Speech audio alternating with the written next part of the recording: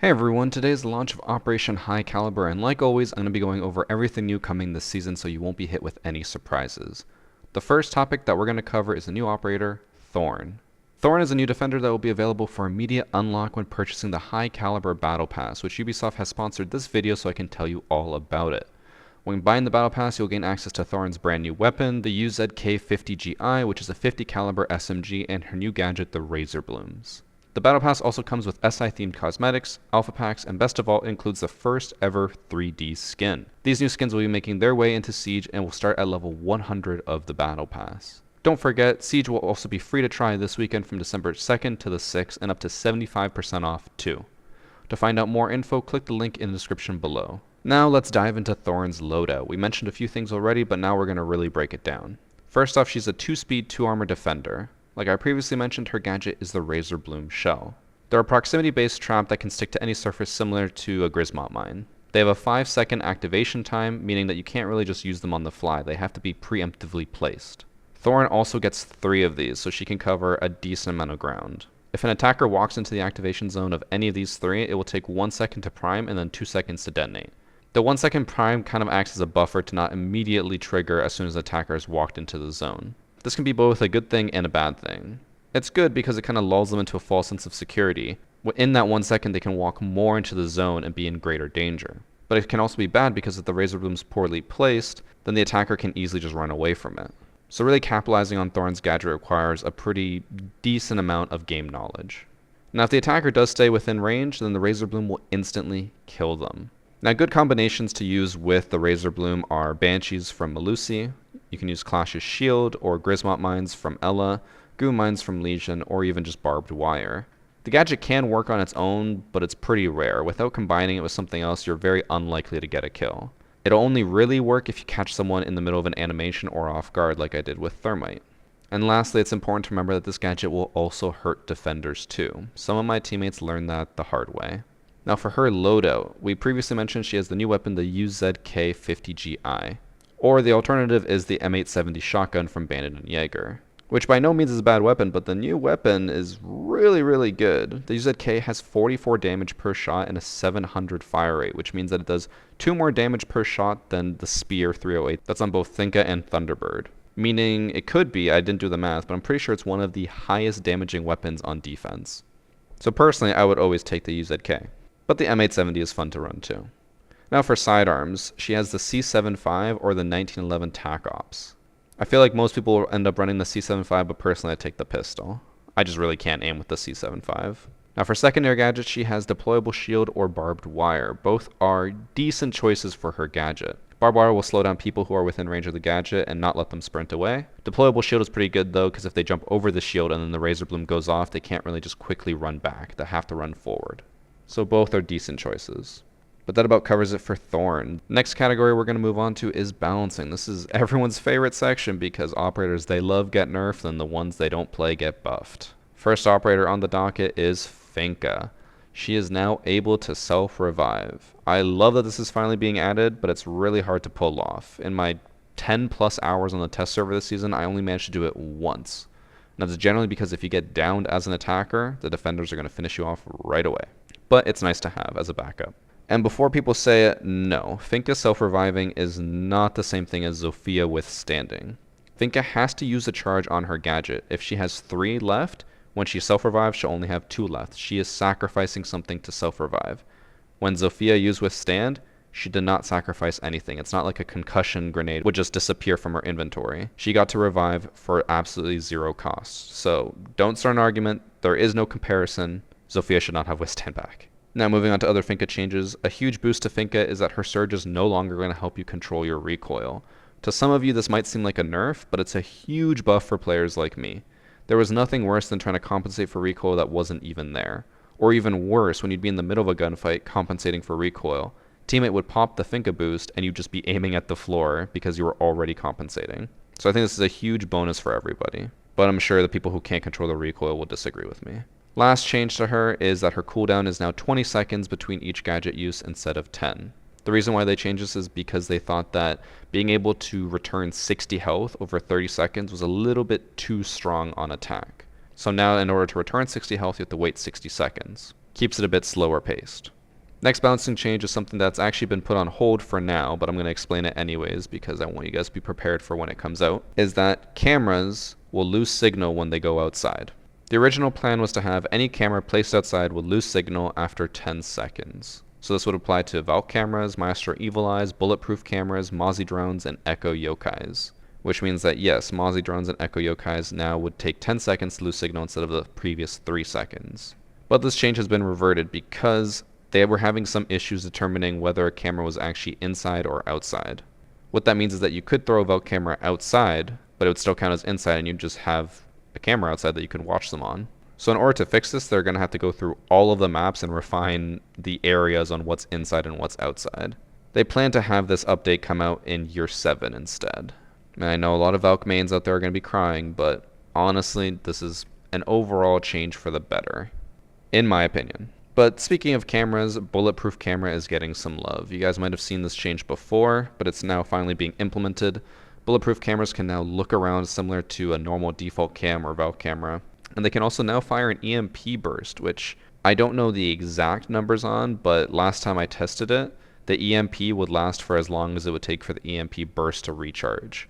So you could keep one gadget disabled permanently by just shooting at it non-stop, but if you even moved off it for half a second, it would have a chance to go off. It's also important to note that when the glass gets shattered on the Bulletproof camera, you can no longer use the EMP. Now, next balancing change, this one I'm sure is just going to go over completely well with the community. The angled grip is getting nerfed. The way it's being nerfed is really hard to phrase, so I'm just going to use some sample numbers instead. Let's say for a gun you have 3 seconds to aim down sight with the vertical grip and 2 seconds if you have the angled grip. That means there's a difference of 1 second. They are nerfing that difference by 20%. So now in this example, if it takes 3 seconds with a vertical grip, it would take 2.2 seconds with an angled grip. It's really not that much of a change, but I'm sure some people will feel like it's significantly slower. So overall, the increase in speed is being nerfed by 20%. Hopefully that makes sense to you guys. Now the reason why this change was made is because most players that can control recoil will just always pick angled grip over vertical grip because being able to aim down sight faster is so much more important. And before people complain too much about this change, you gotta remember that the other option would be to just make angled grip have significantly higher recoil to at least give you a reason to choose between the two. And personally, I would rather just have ADS be slower than have significantly worse recoil. Speaking of recoil, console players are getting some love. The recoil has been reduced for the following guns on the following operators: 416 Carbine on Jaeger, the R4C on Ash, the K1A on Vigil, the M762 on Zofia. This part I think is an error in the patch notes. It says the AK-12 for Ace. Doesn't mention Fuse, but I assume Fuse is also in that. And also the SMG-12 for Warden, Dokkaebi, and Vigil, the P10 Roni for Mozzie and Aruni, and the MX-4 Storm for Alibi. That's it for recoil. This next balancing change was a little bit hard to understand, and I hope you guys don't have too hard of a time following this. And I honestly could be incorrect on some of the things I'm about to say because it's, again, pretty weirdly phrased. But this category called the DSEG, or Disabled State for Electronic Gadgets, is going to be tweaking how gadgets work when they're disabled for specific operators. Unfortunately, I couldn't really record any of the interactions because I didn't have anyone to test this with. So for this entire section, it's just going to show the patch note part on the screen. I'm sorry. For Yana, Finka, Lion, Dokkaebi, and Warden, their abilities are going to have their cooldown timer paused when they're disabled. So what this means is if you're on defense and you get EMP'd, like as Warden, you would not recharge your ability until the EMP is gone. And then for Jackal, his Inox is going to be automatically deactivated when disabled. Personally, I welcome this change because previously it would just get all fuzzy and block your vision. You'd have to manually disable it. Next, it says any attackers who are disabled won't get the Finka boost. I'm not sure if this changes anything in particular because players who were already inside of a mute jammer didn't get the Finka boost anyways. There could be something else that I'm missing here. I'm not entirely sure. And next, Dokkaebi's Logic Bomb can be interrupted while casting if she gets disabled. I assume most of these interactions are with mute jammers. I'm not entirely sure what else could possibly disable a gadget. Now the next big ticket item that's coming this season, which a lot of us have been waiting for all year, is Elite customization. It is now fully coming out. It was first implemented last season where we were able to add whatever headgear we wanted to an Elite skin, which was a nice little change. But now we're going to be able to do full customization, just like how they announced it at SI this year. And we're even going to get some added bonuses that they didn't announce before, but I'll talk about that in a minute. Now for elite skin customization, you can choose any headgear, uniform, or victory celebration you want. This will allow for some real creativity, as well as let people use elements of an elite skin they like, while using other options they like more too. And the added bonus, which I don't believe was previously announced, is that we're going to be able to customize the card backgrounds and portraits themselves. This way, if you really like Smoke's elite skin pose, you can use that portrait, but you could use a different colored card background if you want. And you can also use a different uniform and headgear in-game too. If you just like the card, you can just use that. And basically, when going through operators, you'll now have this whole menu to work with and tweak. These portraits and cards are also going to play a role in the game, which there's some conflicting opinions on. It looks cool to see the cosmetics that you spend money on shown in-game, but it also takes up a lot of the screen right now. Luckily, this will be changeable because they have a new flurry of UI updates.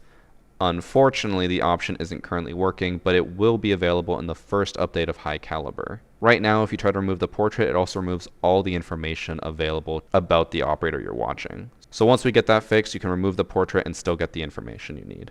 Speaking of UI, there's going to be a huge amount of changes coming this season. The biggest one is going to be the HUD, which there's a lot of conflicting opinions on, but I'm just going to show you what it's like. Originally, they only came out with one compass to be available, but a lot of people found it really difficult to read. Personally, I didn't really understand it until I had someone give me a thorough explanation, and even then it was still a little bit confusing. So I'm very happy that Ubisoft listened to feedback, and they actually gave us two options. Now we can have either a basic compass or an advanced compass. The reason why this was updated is because previously the compass and the UI overall was coded in Flash, which is now basically a dead piece of software.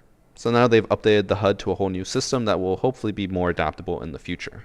On top of the compass though, the rest of the HUD has all been updated. Opinions kind of differ on this, and I'm kind of on the fence. I do like some of the changes, but some of them I'm going to miss the old HUD layout. Now personally, I hope that they allow for some more customization in the future because there's some changes I'm not too keen on. One small example is that the health bar being moved to the bottom left corner seems minuscule, but it actually takes longer to go look for your health instead of just looking straight down below your aim. Being able to move that back would be awesome. Another huge change is that the text reminders are being removed. They're now being replaced by graphical icons. This can be very helpful when there's like 2 or 3 options instead of just only giving you the one text option. Now you can see all 2 or 3. However, it can be a little bit overbearing when there's 5 or 6, which I managed to capture one time. It's just so much information to read in such a short period of time since the game is very fast-paced that it can be very overbearing. The only other small issue I have with this, which I think can be changed with customization, is when you're running around, the icons flashing on your screen constantly kind of remind me of a grenade icon. So while running around, I'm constantly worried that I'm about to blow up, even though it's just the prep phase. But that'll also just take some getting used to.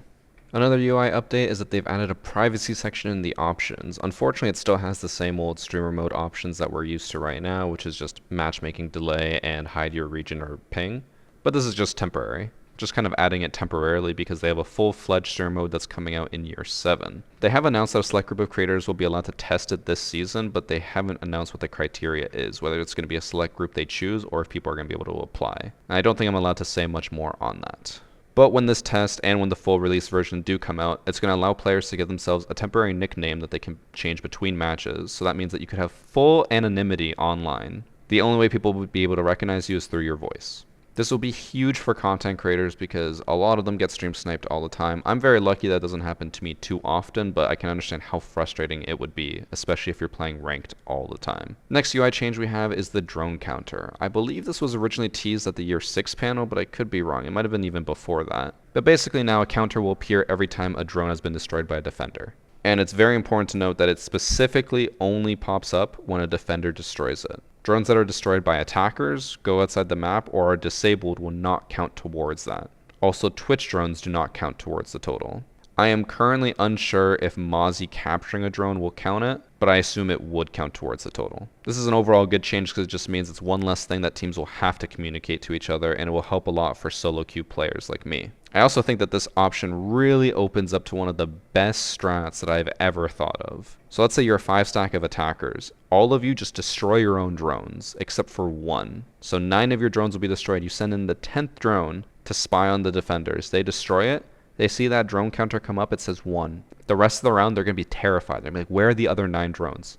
How are there 9 drones that have not been found? And they're going to think that they're always being watched. It's just a complete mental game. It's completely foolproof. Now we're going to talk about some quality of life changes. The biggest one, which I think everyone's going to be excited for, is that they have finally added that if you are AFK, the game's going to auto-pick to your most played operator. I'm not entirely sure what's going to happen if you're a plat player or above and then everyone AFKs, because you can't possibly have a 5v5 of just Ashe and Jaeger. So I'm not sure if you're one of two people, one person gets their top picked operator who's also your top picked operator, if you're just going to get some random person, or if it's going to move on to the second most picked operator for you. I doubt that situation will ever arise because, not that many people are normally AFK, but overall, great change. Very happy to have this. Next quality of life change is that switching firing mode for weapons is now gone. You can no longer change to burst fire or single fire on your assault rifles, SMGs, whatever. I'm just a big fan of the change because now I won't accidentally hit it before I run into a gunfight on single fire mode, which has happened plenty of times. And just so you guys know, this is not going to affect gadgets. You can still switch firing modes on like Capito's, crossbow, or Zophia's grenade launcher. It's not going to affect that. It's just weapons. And next, they're adding a first win of the day. This resets every 24 hours, and when you do complete your first win of the day, you get extra battle pass points. As always, the last category we're going to talk about is the map rework, which for this season is Outback. Outback has received some fairly significant changes to the layout of the map, and I would argue that most of these changes are for the better, but I kind of worry that the map is still going to suffer from the same issues. It is still incredibly hard to attack the map. Maybe that's going to change as the meta settles, but my biggest issue with the map before the rework was that it had too many windows. Just changing a few of those to doorways would have solved a lot of the issues, because attackers are vulnerable when jumping in through windows.